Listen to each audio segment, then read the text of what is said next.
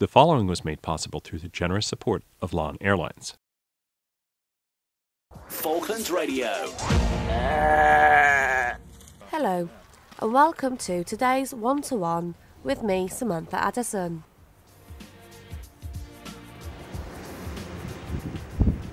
Last week on One-to-One, I spoke to Andrew Buckley of Hit and Run History. The filming adventurers arrived in Stanley on Saturday and have so far enjoyed their trip to the Falkland Islands. The crew came into the studio at Falklands Radio to tell me more about their venture. We are following the story of the first American voyage around the world, which is the Columbia Expedition. It left Boston in September of 1787, which was just 4 years after the United States got its independence. It was really a private investment scheme to replace the triangle trade that the U.S. had been shut out of after independence by the British, and instead it was replacing that with an idea of going to the northwest coast of North America, trading for sea otter furs there, and then bringing them to China, and then bringing the wealth of China home.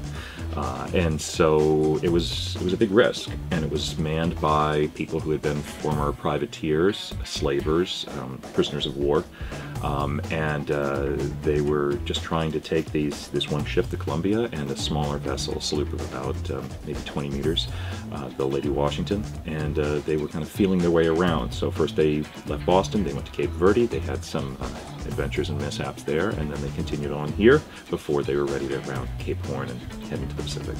You said this was going to be the most difficult leg of the journey, coming to the Falklands. Absolutely. It just logistically, it's challenging to be able to get all the way down here, as you well know.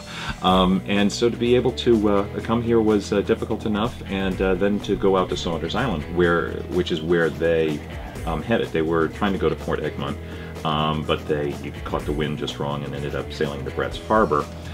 And the captain there was trying to decide whether it was too late in the season to round Cape Horn.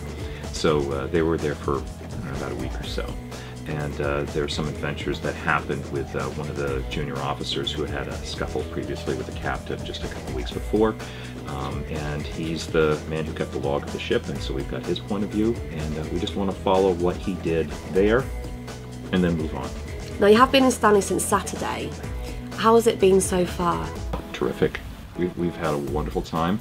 It's absolutely beautiful here. It reminds us of really the northern maritime provinces in Canada, really, in, I'd say, November or something, about that time. And we come from Cape Cod, which is not exactly the same, but it's surrounded on 3 or 4 sides by water, really, and it's a resource poor area, and so we're used to wind, although this wind's quite dramatic. And but the people are wonderful, and they've all showed an interest in what we're doing, and they've all been very happy to talk to us and tell us stories. And now you're going to Saunders Island tomorrow. That's right. And what is it you're actually expecting to do while you're there? Well, we're going to be going there, and there are 2 things that we want to be able to do. Since we're leaving on a Tuesday and coming back on a Friday, since we have to catch our flight back on Saturday, we want to be able to go to Saunders and follow the route that young Robert Haswell took when he jumped ship and went overland to Port Egmont to see if he could catch an American or European whale ship, because he was trying to get out of this thing before the point of no return, which is Cape Horn. This was his last opportunity. And while he was there, he contrived an excuse to stay overnight because he wanted one more day to try to find salvation. And he overnighted in a cave.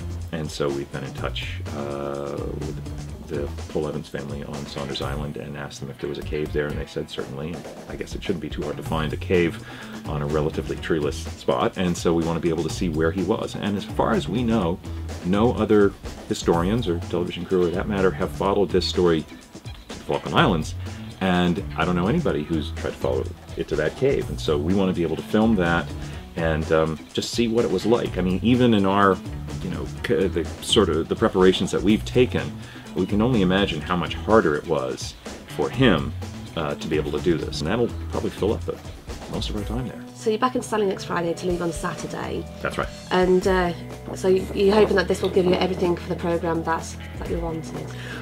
Pretty much. I mean, there are a few other things that we try to throw into what we need. I mean, it depends upon what we find. We never know what we're going to find when we go out places. And as we've shown in the past, is that oftentimes we'll run into a dead end, but then we'll find something else will just by serendipity come along and throw us off in another direction. And so we leave that open. We're not too tightly scripted. But certainly we've been able to take a different approach with this one because the scenery is just so dramatic.